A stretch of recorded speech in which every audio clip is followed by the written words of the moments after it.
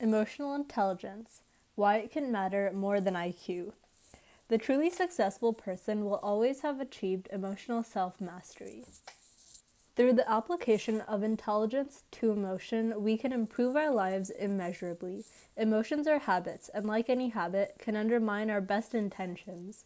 By unlearning some emotions and developing others, we gain control of our lives. Aristotle once said, "Anyone can become angry. That is easy. But to be angry with the right person, to the right degree, at the right time, for the right purpose, and in the right way, this is not easy."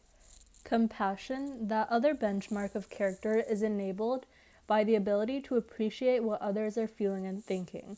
These two elements are fundamental to emotional intelligence and therefore are basic attributes of the moral person, the first being controlling impulsiveness.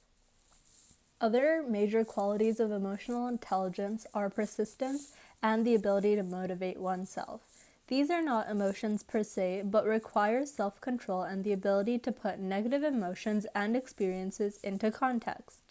Goleman validates the power of positive thinking as a scientifically proven approach to achieving success, and says that an optimistic outlook is a key clinical predictor of actual performance, borrowing research done by Martin Seligman.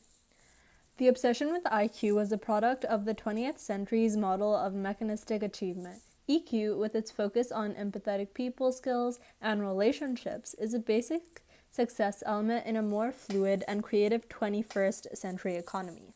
As anyone who has worked in an office environment will know, you may be producing the most exciting product around, but it will still be a miserable place to work if it is also an arena for clashing egos. Business success is the result of passion for a vision or a product.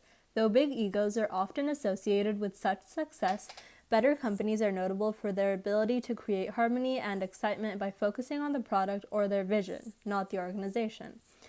These ideas are further spelled out in the spin-off Working with Emotional Intelligence.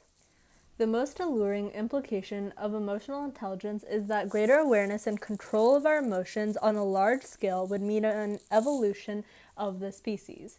We believe that hate, rage, jealousy, and so on are only human, but when we look at the finest human beings of the 20th century, Gandhi, Martin Luther King, Mother Teresa, we find that such negative emotions were remarkably absent. These people were able to express anger according to Aristotle's dictum. They could use their emotions instead of letting their emotions use them. What could be a better definition of civility or humanity?